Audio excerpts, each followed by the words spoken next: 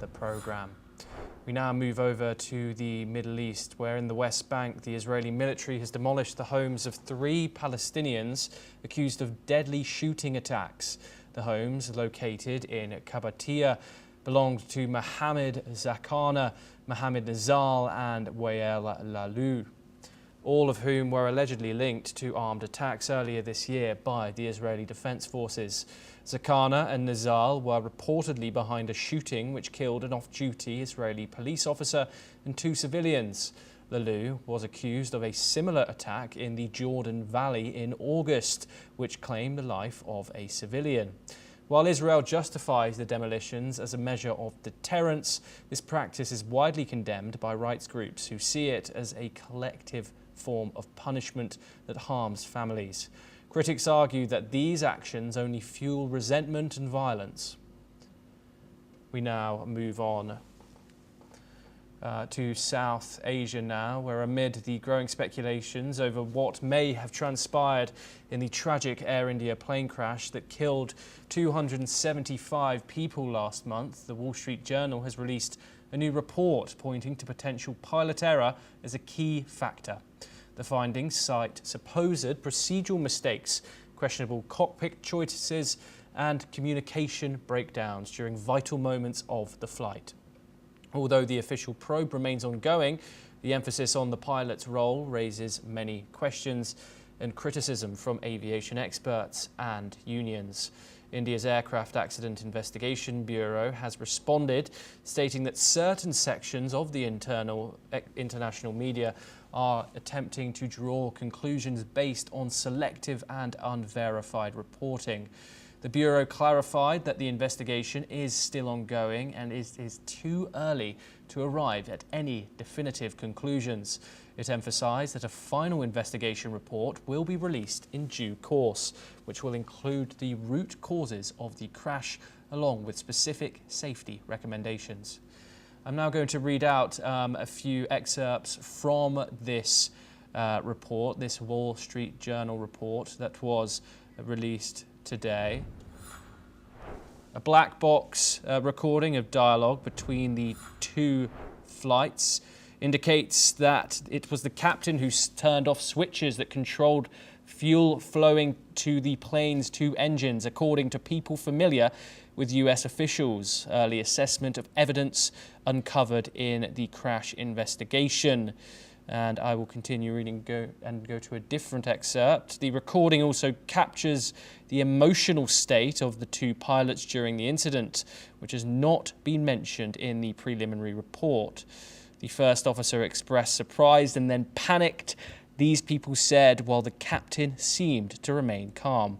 It also says that the exchange between the 2 crew members, one experienced and composed, the other shocked and panicked, is likely to be crucial in understanding the decision-making in the cockpit. I'm going to continue reading to a different section of said Wall Street Journal report. It also, as the pilot is actively flying and likely would have had his hands pulling back on the Dreamliner's controls at that stage of the flight, according to US pilots who have read the Indian authorities' report. Saab Harwal, as the pilot monitoring, would have been more likely to have his hands free as he oversaw the operation.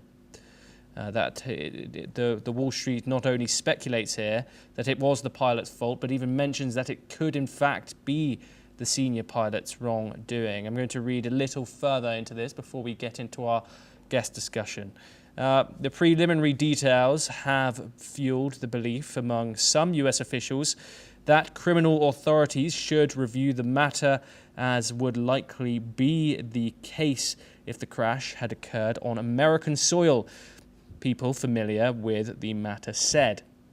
In the US, accident investigators historically have involved agencies such as the FBI if they believe a potential crime occurred rather than a safety mishap. This is an excerpt that hints about a future criminal case in regards to the accident. We're now joined by our guest, Vipul Saxena, who's an aviation expert. She joins us from the Indian capital. Thank you very much for joining us. I just wanted to get your initial thoughts on this Wall Street Journal report. Very direct, before the final investigation has come out by the Indian government. What are your thoughts? Yes, firstly, I would like to say that I think Wall Street Journal has come out with their own interpretation, because in the preliminary report, nowhere it is mentioned that which pilot has talked what. So I think they're reading beyond the reported material. So I would like to refute what Wall Street Journal has covered. I think the report made by WSG is all based on assumptions. Now, being a pilot myself and also a aeronautical engineer, and I've flown for almost 15, 20 years, I would like to interpret the report like this: that the fuel supply in the aircraft is not only from the fuel switch. There are other circuitry also through which the fuel supply is controlled, and these are all electromagnetic or electrical supply which control the fuel supply. So, in my interpretation of whatever has come in the preliminary report is, it seems that because of some electrical malfunction, which was also corroborated by the electrical failures by one passenger who survived. He mentioned that there was a light flickering and all that. So I assume that there was an electrical malfunction, which basically starved the engine, and it gave some warning signs, electrical warning light warning lights in the cockpit to the pilot, and that is why pilot asked, "Did you switch off the engine, because engine parameters must have started going down?" And that is why other pilots said, "No, I did not do it." And subsequent to that, the natural reaction of any pilot would be to put the fuel switch off and again bring it back to run. This is how I would interpret whatever has been mentioned in the preliminary report. I think what WSJ is saying is beyond the assumptions and beyond the contents of the report. Indeed, Saxena. What additional safeguards here, such as cockpit image recorders or cross-checks, could enhance situational awareness during these critical stages of these flights? Can you repeat your question, please?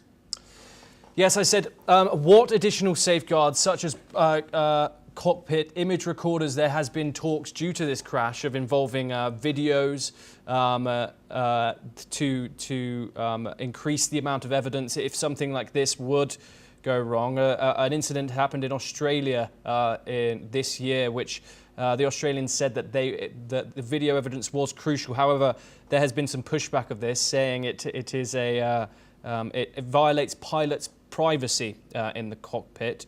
And so how do you think, moving forward, could the aviation industry learn from this problem here, this incident?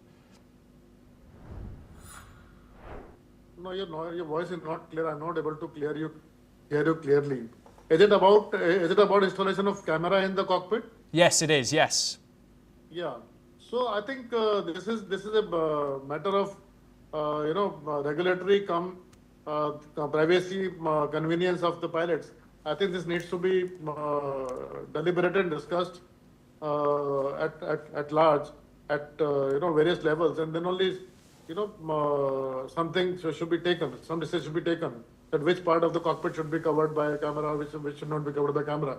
I think as long as they cover the control panel and the screen, I don't think there should be a problem, personally.